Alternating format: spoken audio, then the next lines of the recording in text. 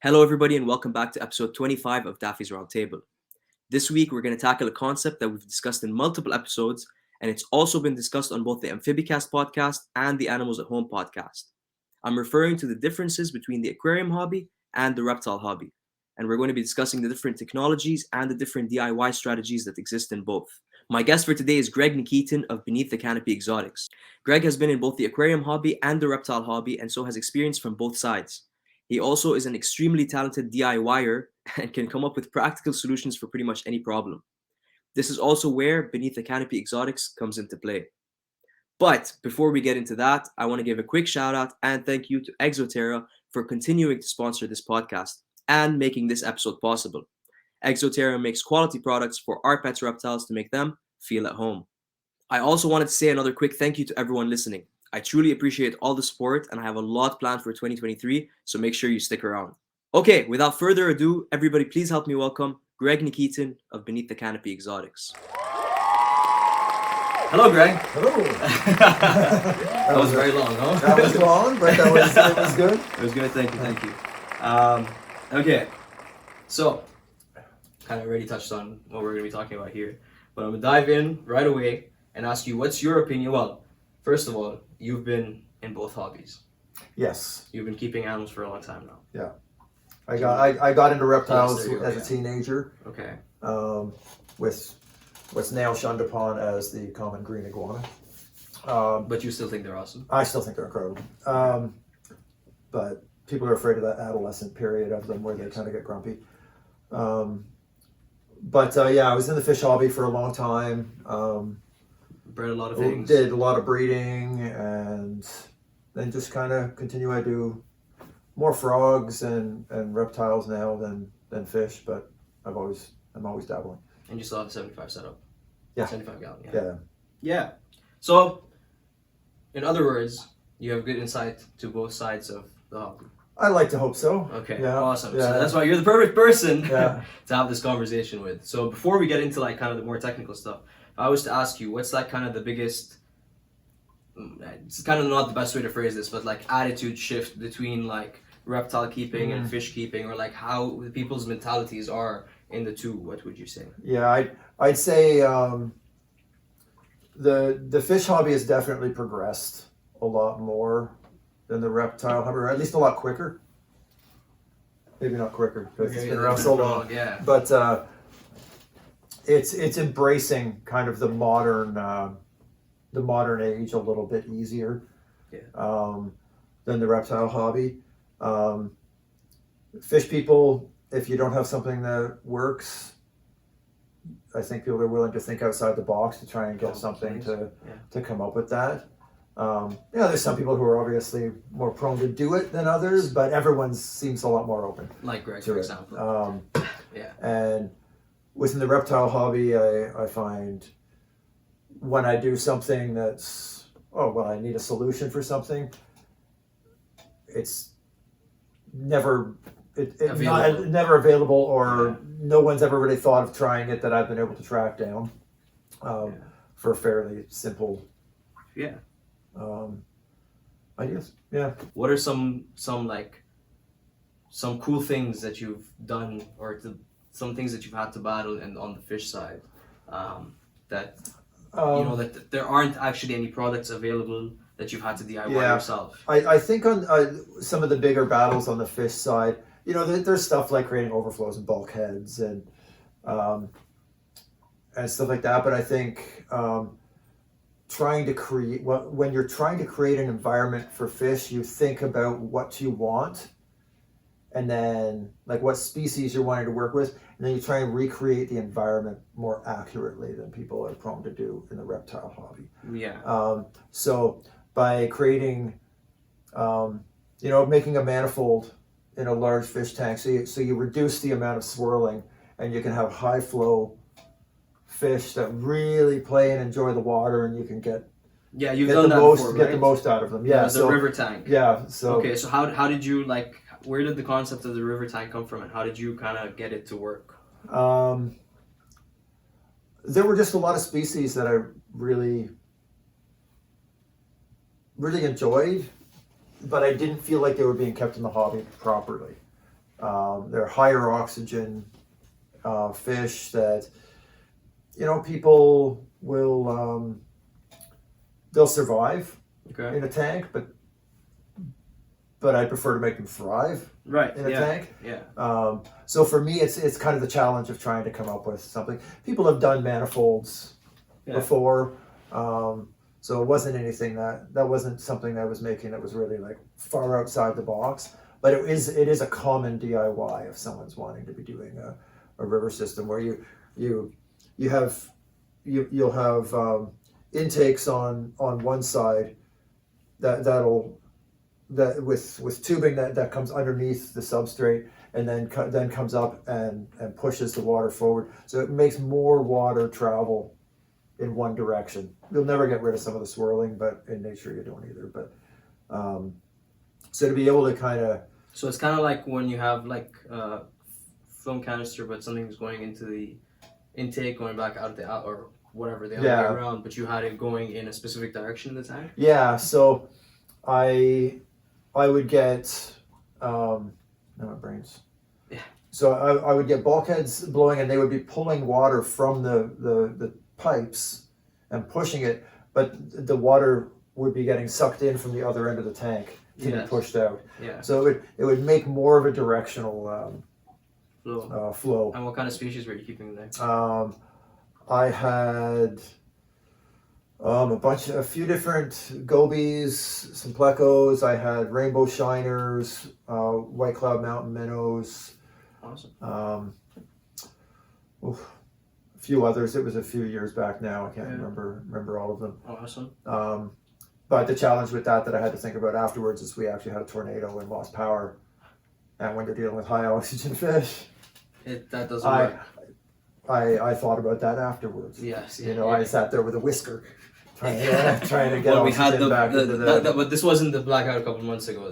This is a number of years back. This is about 5 years ago. Yeah. The one we had a couple... I was also in the fish room and it didn't really... Someone actually came afterwards. Someone had come up with a great idea of getting those wind-up frogs for a bathtub. Yeah. That do that, and they go down and just wind them up and have them going around the surface. I was like, oh, that would have saved my wrist. See, nobody in the Reptile Hobby would have thought of that. Okay, but, that's very cool. But yeah, so I find people are just really, really, I think, a lot more open and excited to do DIY stuff, make their own canister filters. Part of it's because fish stuff can get so expensive. Okay. I think so. When I had 20 tanks plus, it was definitely a factor. Did you used to heat the room or heat every aquarium individually? I did both at different times. My last room was small enough that I could heat it quite easily, and so I did that. Yeah, okay. But when I had my fish room, that was just in my basement. It's always something I'm thinking about. Yeah. Yeah. Because if you have its own separate area, But then if you're doing fish and then amphibians in the same room, that's when it gets complicated. It gets complicated. You need to heat the fish room. You need to cool it. Yeah. So it matters what you're keeping to how it works and how it doesn't. Yeah. What do you do now? You're just keeping mostly amphibians now, anyway. I have mostly amphibians and reptiles. Yeah. I have 175-gallon tank going. Honestly, I kind of pushed the limit a little bit from what's the okay tropical temperatures, and I keep them room temp, and I honestly you don't have a heater on the 75? I don't have a heater on the 75. And the fish look really good in there. And I breed fish in there that are tropicals. Yeah, it's interesting. So I think there's a lot more to it than just, I don't know how long ago, 50 years ago, someone said tropical fish are 78 degrees. And, 100%. they have, depending on where they are, some days will be 78 and some will be much cooler and some will be 68 and some will be 98, so I've successfully bred White Cloud Mountain minnows, which are a bit of a cooler Yes. temp. You know, they can live in tropical temps, but cooler temp. And I've done them in a pond in the summer in the sun where it got into the mid 90s. Yeah. And they still bred successfully, like really successfully. Yeah. Like at the end of the season, I had way too many fish. It was my first time doing pond outside. Well, you know this, but it was my first time doing pond outside, and really successfully is an understatement. Yeah, they do well outside. They really do. Yeah, there's quite a few flies. I had a fruit fly culture that I opened it in. I don't know why there was flies in there. Something happened. Got too warm or something. Something like that. Now there's flies everywhere in the room, and it's not fun. So if it end up in your drink today. Protein. Right? Protein, yeah, exactly. I said, okay, so that was like the fish side. Yeah. And then, what about the reptile side?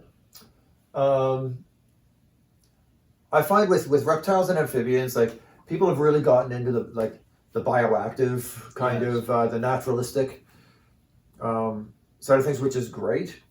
I think the next step we need to look at as a hobby is kind of being a little more specific in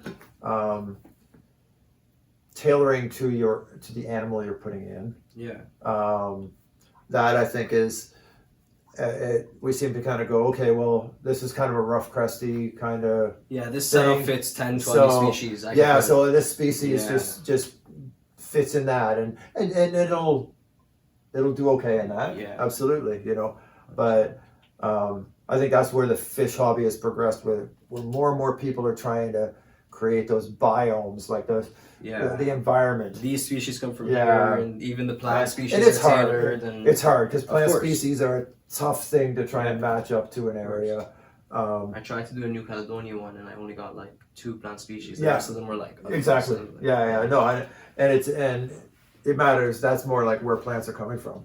Exactly. Where popular exactly. So South America is pretty easy because we get a lot of stuff from there. But even then, specific regions. Exactly. Yeah. 100%. It's a lot more detailed, I guess. Than it is. Yeah, and you know, with people, people want to do a cooler, depending on where you live too. Like I find with the aquarium hobby, people I think a little more are prone to start going out into their local world. Okay. And trying things and collecting Daffy. Or, that's true. You know, trying to collect plants. Yeah, that's true. So like that, where the reptile hobby, people are petrified. Yeah, it's very true. I didn't think of that. Collecting sticks or, you know, even leaf litter. Like you know, if you wait too long, you can get bacterias and stuff like that. And how valid that is, we don't know. We don't actually. I've never. All I can go by is what I hear within that realm, and it's actually a very good point. I often just don't do leaf collecting because I always miss where I think is the comfort zone. Yeah, well, it's right now, by the way. What's that? It's like right now. It is, but we just had a bunch of rain. Yeah, I know. That's so the problem. In 3 days, are we going to be having molds develop? Yeah, I don't know. I think the best thing to do would be to bring them in and sterilize them like immediately, like bake them almost immediately, and then rebake them again when you're going to use them or something. I don't know. Yeah, well, I think kind of as they're falling. Not catch. I don't mean standing there catching them. That would be ideal, maybe. 1, 2. But it's you know, soon after they've fallen, if you collect them and bag them, I don't put. I don't think you really have to do. Yeah, I don't think you really have to do much with it at that point. You know. Like, just bag it. But I'm a believer that you can also get sticks from out in the woods. And as long as you dry them. Well, like if you've collected something that has bark on it, you're gonna want to peel. Yeah, because the bark back is everything's living in that, and the moisture's kept there, and that'll start rotting the wood and everything else. And if you leave bare, just let it dry out well. And I've never noticed myself bringing any critters in. Yeah, and I've never had any problems. Like another thing that we've talked about before. is like another difference, like, you know, with like fish and the reptile hobbies, when fish people are willing to kind of improvise and innovate, whereas like, you know, an example that comes up is like backgrounds, right? Yes. Everyone's gotten used to using like great stuff. Now everybody uses great stuff. There's no Yes. nobody actually wants to go and read the ingredients and see if anything else will work or if anything else is safe or not safe or from that aspect. What do you think of that? And you actually you go a different way and you use different things, and you've actually stopped using the foam and you've started using like the styrofoam. I do. I So, know. Yeah. So I used spray foam for a long time. I found it messy. It was very hard to kind of sculpt into what you actually want. But it's a very quick, easy way of kind of like sticking something on, shredding it into pieces, Yeah. and throwing some paint on it, and you have something that looks decent. Decent. You Yeah. know, and some people can make that look incredible, more than decent. I've kind of gone in a bit of a different direction of late, where I use rigid insulation foam, the pink foam.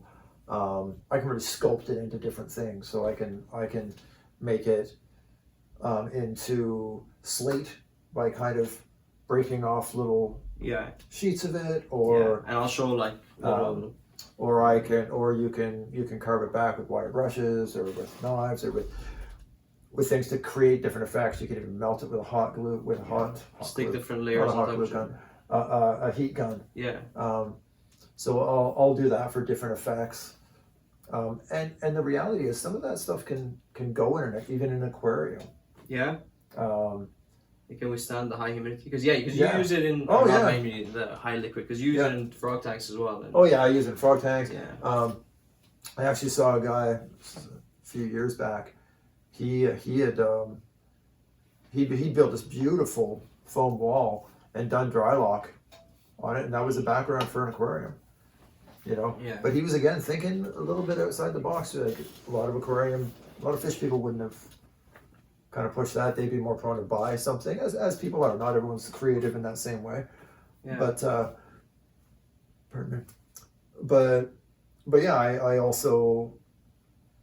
I think in the hobby we've become very stuck. Someone discovers something that works, so we've got the dry lock method, and everyone uses the concrete pigment for it, which has, you know, if you're lucky, you can find 3 different colors in your area. Yeah. For the pigment. But there's other things out there. Right. I've successfully been using non-toxic children's acrylic paint. I buy tubs of it, and now I have tons of different colors. Yeah. I can use. So I'll make little squirt bottles of different colors. Yeah, because before it was just like the rocky outcrops or the rock Yeah, backgrounds or whatever. and then I'll do dry brushing. And I'll do all kinds of different things to lighten things up. But if I have a bunch of pre-made things, I can then kind of control what I'm doing and really kind of make it more artistic. And Yeah. And again, that's just kind of thinking outside the box. Not everyone's necessarily going to be comfortable trying that. I tested it out for a long time with plants because everyone was talking about how their plants in frog tanks were, if they touched the dry lock, Yeah. were dying off. Yeah, I remember that. So I started doing some tests to see if it was the dry lock or if it was the pigments being put in the dry lock. And what was it? And it seems to be the pigments. Yeah. You know, I've switched over to acrylics and I don't have that problem anymore. Okay. I did my tests, and my tests weren't as solidly conclusive as I would have liked. But the problem is sometimes you do it and things dry really well. Yeah. And get rinsed off better than other times. For sure. So I didn't really do It's the a liquid. really great case study. Yeah, for sure. The liquid pigment. Yeah. So yeah, the concrete liquid pigments. Yeah. Interesting. But the dry granular pigments don't seem to have the same issues with the plants. Interesting. I wonder if it just but kind they're of a lot stays harder too to moist. mix in. They're really hard to mix in. Yeah. I just think there's something in it, you know. Okay. And once it dries and it cures and it's all cleaned off, it's not an issue for the animal. Yeah. Maybe while it's still in that point, it is a little bit of an issue for the animal, but not enough that anyone notices. But the acrylic, I've never had any Interesting. any issues with Interesting. using that as a pigment. Awesome. And yeah, I encourage more people to try. Yeah. Because I think If you're looking to do a background. yeah, I think there's a lot more ways of doing things more effectively. I've been trying to do research to find things that are replacing. We could try and replace the dry lock. Yeah. That could be more affordable too, right? Yeah. But a lot of companies won't do research to find out if something will harm an animal or not. Because to them, that's not the audience, right? That's not the audience. It's not worth it for them to pay for pay the testing. Yeah. You know. So we got to test it ourselves. Yeah. So I've contacted most recently Gorilla Glue. Okay. Because they have actually a few different spray coatings and stuff, and I was like, wow, that would be pretty cool if we could actually get a cool spray coating. And just put it But I talked to a few people, and they were all like, we can't promise you it's not. They don't want to say yes or no. no. We kind of, so I can respect that, but 100%. but I don't fully. It becomes a risk that you gotta be able to talk to the right people before you start trying it out, right? Awesome. Like you recently built an extension for 18 by 18 by 24. Yes, yeah. For some Crucio Hilo. Yeah. How did you come up with that, and what was kind of the, it's a rain chamber. Well, yeah, and part of the drive for it was I wanted something taller and I didn't have it. Yeah. And also it let me, so I basically made a 10-inch penthouse on top of. That's a good way to put it. On top of an Exo Terra advertising. And so within that, I put a rain chamber. So I have water in the bottom, foam and it just leaves a bit of a water area. Pump that rains that back down, and I actually have that on a timer, so it goes off certain times of the day, and then I also have a misting system in there. But it meant I can mount everything quite easily on an acrylic. Yeah. Top and have mesh up there or whatever, but it meant I could actually have an active rain chamber that I could create a dry season quite easily, not have to move animals. Yeah, and they're not big enough to breed, but when it hits that point, I can kind of go, okay, well, this is the rainy season now, and I can then ramp the rain up. And there is a little pond paludarium section in there. Right? There's a pond section. I actually have Caridina shrimp breeding in there. That's awesome. Successfully. And do the frogs ever go in the water? No. No. I have some floating plants, and they walk across the floating plants sometimes, but no, I don't really see them go in the water. But they are night critters, so they're doing a lot of stuff when you're not around, for sure. Because they want it to be dark. As soon as the lights come on, they're not moving. Yeah. That makes sense. So, but yeah. So that's kind of. And what's your opinion on paludariums in general when it comes to like how they're currently being constructed and how they're thought of? I think one of there's so many paludariums. Paludariums nowadays are kind of built more for fish than they are for reptiles or something like that, and kind of more like ripariums than. Yeah, and then but then when we're not kind of developing it, I feel like we're lacking stuff in the reptile hobby when we're doing them. We do it as a thing that the animal might need, and we don't necessarily incorporate it as well as we could. And it's more like just a water feature than an actual filtered. Yeah. We don't take it to the next level. It's and part of that is if people haven't done fish before, they don't necessarily understand the nitrogen cycle. Yeah. They don't, they don't understand that they're used aspect to water in a water bowl that yeah. gets changes every 2 days. Yeah, where, I have a frog tank that's a firebelly toads. Yeah. And so I've actually hooked up an external filter. So they're actually in an aquarium that I've kind of made, 1/3 land and 2/3 water. It's like a little. And then I've Right, there's drilled like a it. little Yeah, a layer little there. kind of Yeah. glass ledgy thing as I've Yeah. tried to make it deeper, Yeah. because my next thing is like I think they need deeper water to breed, but I'm not sure yet. Okay. But I've drilled it out, and I just have a canister filter cleaning that out. Yeah. And Yeah. it means their water is so much better. And You can do the water changes from the film canister. on that one, I probably could. I could actually put a T off on the Yeah. Makes it easier. on the valve, and it's things like that that are more a part of the aquarium hobby, where it's like coming up with aquarium hobby. When you get into aquariums, you have so many aquariums. They are so much work to maintain. Yeah. You have to come up with a way of doing it more efficiently. Yeah. Where reptiles, bioactive in enclosures. People That have to maintain simplifies this things for frequency. everybody. Yeah. They don't have to clean out. Yeah, which is not necessarily true, but it's what people are doing. Yeah, and it's so. And for some species that works well, and for other Yeah. species it doesn't work so well. Exactly. But it's trying to. There's other ways to kind of push it. So simplifying in this instance, where I have the canister filter. Pulling water at one end, pushing in the other. Well, if I wanted to be able to do an easy water change, I could then do a split on that with a valve and just open up that valve and have that flowing off, right? Yeah. And in essence, could hook that up to something and push water back in. Yeah. And those are things that are.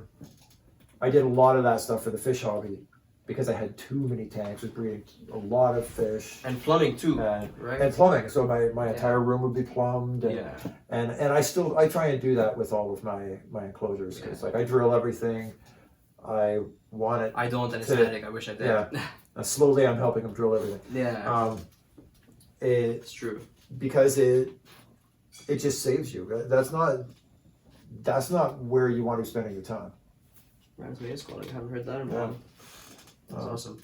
No, I agree. Sorry for interrupting. But that's not where you want to be spending your time with your animals, right? Yeah, exactly. Well, so like draining out the frog bins, I have to. They're on the lower level, so I have to bring them up to to this table or something, and then hook up a tube to the bucket on the floor, and then suction them out. And it takes. I'm standing on top of it, waiting, making sure no frogs are running out or whatever. Whereas when you drill it, it's just flipping it around. But even with like paludariums, right? Like people are usually putting the pump within, and so you have the wires running all through when you have all that kind of stuff. But now with the paludarium that we are working on, stay tuned. It won't be on this channel. It'll be on Daffy's Reptiles on our other channel. It's gonna be like a 5 or 6 part series of building a really, really, really big mountain horn paludarium. Mr. Greg here is helping me. Stay tuned. I'm not sure exactly when, but somewhere in the next couple of months it'll be out. Yeah. We're still working on it. I'll show you a clip of where we're at so far. But Greg drilled it, and so because the one thing that I really didn't want was wires running around and having like it and having a clunky pump in there that's pumping up, and then you got to get in there and try and maintain that pump. That's exactly. And by drilling, you just have a canister filter that you maintain. Clean. Yeah. Well, the old 1836 waterfall, I can't get to the pump anymore. Yeah. And so now once it starts running, it stops running. And obviously with a tank this big, I don't want that to happen. So so that's I agree. Drill your tanks. And I think that's kind of like, in my opinion, that's kind of the future. I think we've slowly progressed our way through things. And when you're dealing with some smaller stuff, I think people are still more prone to want to do a pump, but I just use one of the little nano filters, and it doesn't take up much room, and it's great. Well, I hope everyone is moving towards wanting that, because I think that's a much more successful way of doing it. I think the vast majority of people who make water features in enclosures, they usually end up tearing them down. Tear them down. That's true. And I think the number one reason is pumps. Yeah. Pumps are a pain when you have them in there. If you have to maintain them, you have to clean them periodically, and You also have to think, like, I think in nature there's, like, and not just necessarily with paludariums and pumps, but even when you're draining your tanks, the water isn't, it goes somewhere, right? It doesn't stay in the same place forever. Yeah. So having it drilled is just, it's a even more of a kind of a natural way to have always having fresh water in there. Yeah, and then you have the media cleaning in. Exactly. Yeah. All that stuff. Even Exo Terra is moving toward, with the frogs and coal Yeah. even they're moving towards like having, they're pre-drilling them now. Yeah. But if you drill them yourself, you can kind of dictate where you want to drill. Where you want it. Yeah, and stuff like that. Yeah. Yeah. But Awesome. but yeah, and you know, a number of years back, I started when I started drilling enclosures, I started putting, so I used bulkheads, Mist King bulkheads. Yeah. On the back, and then I'll put a 90-degree off of it with a little piece of tubing that'll go down to the bottom, touch the ground. And then on the outside, you can put a valve, you can put another angle that goes up, whatever, above the water level, whatever be. And as soon as the water comes up past the bulkhead where the water flows through it, if you flip that down, it auto siphons it, and it'll just empty it out. So you let this come up, and at this point you could just flip the back down or open the valve, and it would just start. See which it needs it now. I have to go in and kind of do maintenance. So I would have this, and I'd attach it. I would attach all of them along, gives them each a little bit of run so they don't backflow into each other, and then just flip a valve. Flip a valve, and it just fills into a bucket off to the side. Yeah. You know. I wish I had that done with my tanks. It's one. Eventually, I want to get there as well, but I've seen it at Greg's house, and it's definitely a lot easier. Yeah, it's handy. Yeah. Yeah, and I think, and that's where me starting to do some enclosures and stuff like that. Yes. Comes into effect, where I'm trying to cater a little more to, you know. Yeah. Okay.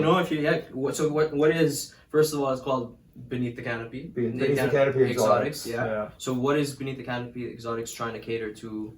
What was the purpose behind the? I'm trying to do PVC enclosures that have good ventilation, have the capacity to put heat lamps and everything else outside of it instead of within it. So the top is mashed there. If it's the bigger it is, it has multiple compartments, but on the sides there's vent holes. No, but like what? Well, I mean, definitely I want to hear all that. We're gonna get into like what the specific features of the tank is, but like, what was the reason behind starting? Like, what was the like you were saying now, like kind of tailoring to? Yeah, I think having an enclosure that caters more specifically to at least a generalized sense of where the species is from. So like having more arid type in enclosures and catering to that, or you know, higher humidity and whatnot and more vertical stuff. I just think the hobby needs to go that way within PVC more, and I'm hoping if I can get this kind of going in the right direction, that I can be encouraging other people other companies to be doing the same thing, and kind of progressing the hobby. Because I look at people and they're buying, you know, a box, an acrylic box, and I think, oh man, you've still got so much to do on that. And they're like $700-800 for a square box. An acrylic, and so I'm trying to kind of keep things in a similar ballpark price wise, and be able to give the features that are more having a more sustainable product that you're going to be happier with, you know, and your animal's going to be happier in, you know. And we're back from our break now. Okay, so we're discussing Beneath the Canopy. But before we get into the really cool enclosures you're making, let's talk about some of the other cool like stuff that you made. So for example, this is not appropriately placed here, and it's not supposed to actually be here. I just put it out now. This innovative little. Yeah, so what is that, Greg? This is a self-watering dish, or little water reservoir I made to go in a dish. So I was having a problem where the baby Cenodactylus, I didn't want to put too much water so they wouldn't drown, but it was also pretty hot in the environment, so It was evaporating far too quick. far too quickly. Yeah. So this was It'd the have solution. to be refilled so much, so he couldn't go anywhere. Yeah. So Yeah, it's okay. I was just sitting next to the tank and Yeah. filling it every 20 minutes. the way it works is the water fills up, and as soon as it can't pull any more air into this reservoir because this is sealed, it creates a vacuum and doesn't allow more water to come out until the water level drops down to a point where it can suck more air back in. And then it just Um, fills the simple water. little thing. It's been used for lots of different things. The idea, but yeah, a quick little. But this is some of the Do ideas, some of that, the things you I'm know. talking about when it Yeah. comes to like DIY in the hobby, right? Like, Yeah, like not a single product like this exists out there, right? no, strangely, Yeah, strangely, exactly. it doesn't. Yeah. Um, And then another thing, which I'm not gonna bring it out of the tank, but I'll I'll put it somewhere on the screen for you guys to see it. Is mountain horn dragons need moving water all the time, and I have a female in like sort of a quarantine kind of setup kind of thing. She's just waiting on the big paludarium we mentioned earlier that's gonna come eventually, and so she was looking a little dehydrated, and you came up with a little bit of like a waterfall thing, but just within a Yeah. small. I just had a little glass tank, Yeah. a few inches high, that we could fill with water. Made a PVC little waterfall for water to kind of get pumped up and trickle down for her, so she could drink Yeah. and Exactly. kind of get drawn to it. Exactly. No, Um, it's, Simple little thing, but it does its job, it right? makes a big difference when it comes to and- the well-being of the animal. yeah. Exactly. And to be able to kind of, there's always a way you can buy something, Or you can make it. or you can make it. Yeah. And depending on what your skill set is, But some things aren't available to buy. and some things just aren't available Yeah. to buy.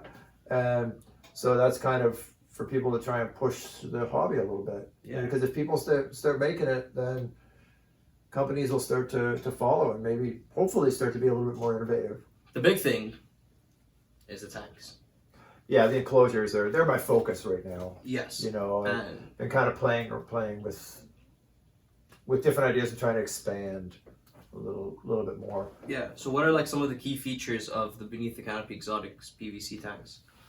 Well, top ventilation on the bottom of at least the arid enclosures. They're raised up, but you can't tell they're raised up. So there's an area in the underside that's opened up, so you can put heat pads Yeah. in it. And the heat pads usually have a little bit of a thicker area as well. Yeah, so they- the whole thing will fit underneath comfortably. Yeah. Can still get the airflow it needs. Kinda And like it's a built-in thinner legs. and it's a thinner area, so it's like if you had a 1/2 inch PVC across the whole thing, you'd never get a heat pad to go through it very well. Right. So then there's areas that are a 1/4 inch thick that could fit heat pads to heat.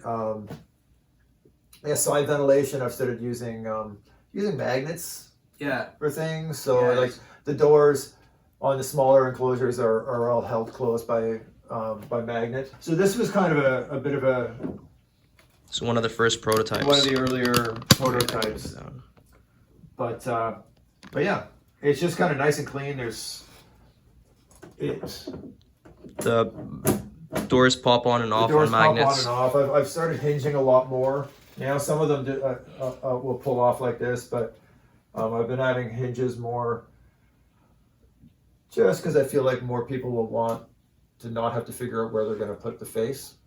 And can you point out the fan? Yeah, so in the on the side, this was actually a fixed mount. So I have internal. There's a little round vents in the sides, and I've hooked up a fan to be able to blow air through to kind of. So you can kind of put that on a timer and have certain times of the day where you're creating a little bit more airflow. You might not want that for everything. Now I've been actually on some of the bigger enclosures I've been actually making it so it's put on with magnets, and you can flip the direction. So if you want to air pull or a push, you can just flip the fan, or just not use it at all. I've also started to. I want to make it so people can, if your mesh goes on, like you get a tear in it, you can replace it. So you can actually unscrew all the mesh tops and replace the mesh if need be in the future. So you're not just kind of stuck. So those are kind of some of the main features that you've included with the PVC tank. Yeah. I want to kind of touch on some of the smaller, less maybe visible features that I also think are really cool. Like for example, there's small holes in the back that are exactly the size of a temperature probe, so that you can not have. I mean, this is something we were talking about earlier as well, like not having the wires hanging around everywhere and just having the animals getting tangled up in the wires. So it actually comes in from the bottom at the back, and so you can cover the temperature probe with the substrate essentially. Yeah. Does the temperature get affected by the substrate at all? You're like, what? I don't know what you mean by that. Like as in, well, so the probes are under the substrate, right? So does the temperature accuracy, does it ever get affected at all by the substrate? Well, I think the reality is that's just a common practice of it's going to be a little bit cooler the farther away you get from the probe. Yes, probe. Yes. But I think with the 1/4-inch PVC bottom, that's minimized as best we can. Plus, you can heat from the top. Yes. As well, and not lose interior space. Yeah. You know, having to put cages on lights and all this stuff just to try and give heat when it's like, oh no, the light's 3 inches away from here. Yeah. And why the full doors with the magnets rather than like sliding glass doors is commonly seen in PVC tanks? I don't really like I don't like sliding glass doors. I think there's a few things that I just find kind of annoying about them. They're kind of, well, number one, you can only get like a little bit less than half of the opening open. Yeah. Or else you have to pull them out and put them on the ground, Exactly. which is you don't want to be doing all the time. And I just find it's just a cleaner view, not having the split. Yeah. Kind of double line. Agreed. Yeah. Of the two panes. And the magnets I find are just convenient. I find them very convenient. So on the bigger enclosures, I feel like they're also more still escape got proof. locks and more escape proof, exactly. Yeah. And it's still got locks on it for the bigger enclosures because there's going to be bigger animals in it that can push. But when you close it and it just kind of goes and sucks it in, you're less worried. Yeah, you are. That's true. You know, it's there. You could really, in many cases, walk away for a minute to grab something and not, depending on what the animal is. Disclaimer. Yeah. But we need a whole bunch of disclaimers. Yeah, lots of disclaimers. Common sense. Use common sense. But yeah, I from what I've played around with a few different ideas, and I'm finding that's the most, for me, the most user friendly. Awesome. And if you want to send out a message to potential Beneath the Canopy exotics users about why your tank, what would you say? I know I just put you on the spot there. Totally just put me on the spot. I know. Why my tank? There's a lot of PVC enclosures out there. There are a lot of PVC enclosures out there. For me, I'm trying to think about the animal first. Okay. That's really the way I want to try and push this company. It's not a setup that can fit 6 snakes. It's, oh, you have a carpet python? Yeah. This is. Yeah, I will try and do what I can. I can do custom stuff if people have ideas of what they want. We can definitely talk and try and come up with certain things. You know, like there's certain animals that just need different stuff. You know. Yeah. Chameleons are always a go-to. You know, high humidity animal that needs lots of airflow. Yeah. Like the dragons. You know, yeah. So it's coming up with ways to make that. Do you think you could pull off a chameleon enclosure in a PVC? I think so. Specifically with fans. Yeah. Yeah. I do, and I'd probably be more prone to draw the air out. Yeah, rather than pushing in. Yeah. But you know, then you're competing with humidity. keeping humidity in and stuff like that. But because that's the big battle. Even with mountain horned dragons, that's the big battle. Yeah, but I think I definitely think you can with a PVC enclosure. Okay. Especially if you're creating, like, I'm trying to create a lot of ventilation, and then if you don't want that much, you can always block ventilation. That's true. That's true. You know, yeah. It's easier to block ventilation than add ventilation. Yeah. So I have frog enclosures that I have little things that over time I've tweaked for how much airflow I want going through, and I'm prone to like a lot of airflow. Yeah, whereas I'm the opposite. And so then I water. I mist like crazy. Yeah. But for me, that's what makes me happy. In my eyes, it makes the frogs getting fresher air exchange. And from the back side of it, like I have it too closed and I can't open them anymore. That's it. Right. It's done. Yeah. I have them sealed, like, you know what I mean? Yeah. Now I need to redo this whole tank to be able to, or recut the glass to be able to do it. So it would have been nice to have it more and slowly kind of shut it as needed. Right. Yeah. So 100% I see that. Yeah. So it's kind of that thought for me is I think ventilation is something that's missing a lot, especially in PVC enclosures. Just I think a lot more is needed. And again, like what we were kind of speaking about before, of having enclosures that are really thinking about the animal first, and setting up an enclosure for that specific animal. Yeah. Not, oh well, here's an arid. Yeah. Here's an arid animal. Yeah. I'll just do this exact thing that I've done for six other arid species. Yeah. When different ones will thrive differently, you know, like making a background that's very three-dimensional with lots of ledges and things like that. One animal would use a lot, but another one doesn't really care about that. It doesn't hang out on rock faces. It doesn't. So kind of trying to think about that stuff a little bit more. Yeah.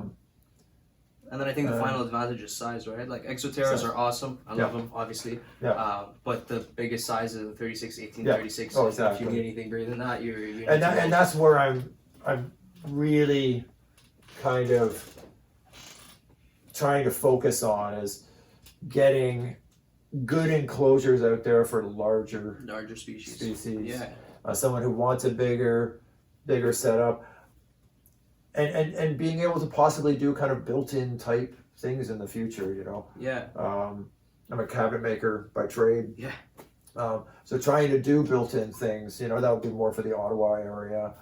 But I'm talking with my hands a lot. That's always fine. I do it all the time too. Yeah, you were talking about having like 4 or 5 tanks kind of separated into, or one giant tank. One giant tank with, you know, and that would be kind of like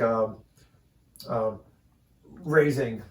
If you have a whole bunch of Cresties breeding, or a whole bunch of, you know, Cameroon bay geckos. Yeah. And being able to kind of have a bay that you keep it.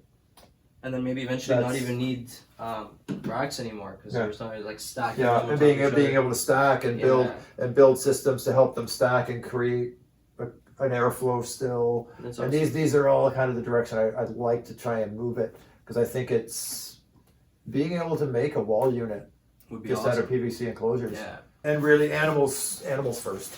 Yeah. I love my animals. I try and do everything I can to give them as cool of an environment as possible. Yeah. That matches, you know. One of the other things I started playing with was I have a double enclosure. So it's kind of like it's a 30 by 32 inch. With a divider with 2 separate doors, and the divider in the middle actually has a part of the panel is magnetized on. You can actually pull it off so my gargs can I don't have to switch. I don't have to kind of go, okay, I have to move them somewhere else. I can just take that out. They can do the breeding. Now they have a giant tank for the two of them. And they have their separation. They can be in their own comfort zones, but they can also kind of intermingle. Yeah. So that's something else I'm kind of playing with, and just trying to have some fun with it too, you know. And as time goes on, come up with new ideas and I think that's You one, know? one of the uniqueness behind the products. That's one of the main reasons I wanted to have you on. Since everything is kind of very different to what we're already seeing. So Yeah. I'm looking forward to Thank you. what else you're coming up with. Again, you're currently tailoring mostly to like the Ottawa market. So you're like I am right now. setting them up and delivering them and stuff like that. Yeah. But is there a shipping or sorry? I'm hoping in the near-ish future to be able to be shipping. It really the hurdle with that is just trying to find boxes. Right. And would you be shipping them assembled? Disassembled, Disassembled. and then they'd be screwed together. Yeah. So, but it would be easy. Very easy. Yeah. You know, everything would be pre-drilled. It just, you know, A matches A, B matches B. Yeah. IKEA. Yeah. And yeah, all you need is a screwdriver. Well, once again, first of all, let me say I'm very, very excited to see the tanks actually fully roll out and all the different editions and everything. I know the website is already up. It is up. And the first few tanks have already made it off the shelf. Yeah. Let's put it that way. Yeah. I know personally I already have a few of them myself. But I'm looking forward to, you know, the next editions coming out. I know you have different sizes and things that you're working on. So before we wrap up the episode, where can people go, first of all, to find you and to keep up with what you're doing with Beneath the Canopy, but also where can they go to kind of do their shopping? Yes. So my site is beneaththecanopyexotics.ca. Awesome. Is where my enclosures are, and that'll be expanding. I'm probably going to be doing backgrounds and some other stuff as well. Yes. The backgrounds are incredible. You definitely need to do the backgrounds. Yeah. They're like better than anything I've seen so far. So I'm going to start kind of dabbling in that direction, but that'll take a little bit. And then I have Beneath the Canopy Exotics on Instagram, and Frog and Plants on Instagram is my more animal. Yeah, you're more personal. Yeah. And people can just reach out through any of those. You can contact me through the website or through my Instagram. And Beneath the Canopy is officially open for business. It is. You heard it here first. Yep. Beneath the Canopy Exotics, now officially out. Yep. Officially selling tanks. Yep. Hit them up. Get your custom snake tank, custom frog tank.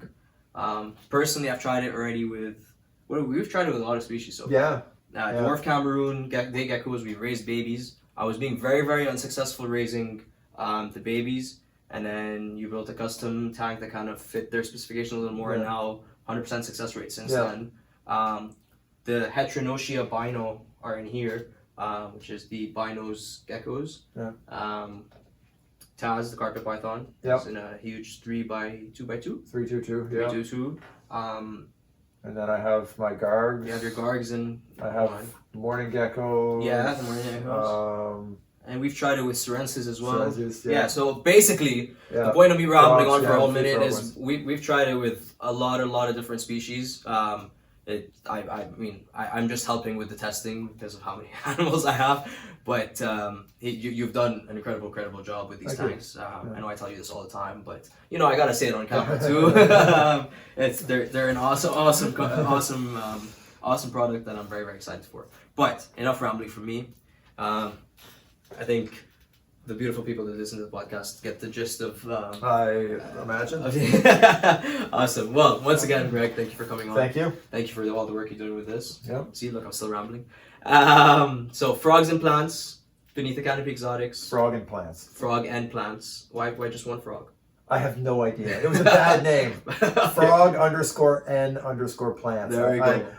And if you didn't get that, it'll be in the show notes. Yeah. All 3 links will be in the show notes. I'm Daffy's Reptiles on all social media platforms. Daffy's Roundtable for the podcast. I don't know why I got stuck there. Daffy's Roundtable for the podcast. Thank you all for listening, and we'll see you on the next one. Cheers. Even though I don't like the Rattler. Cheers.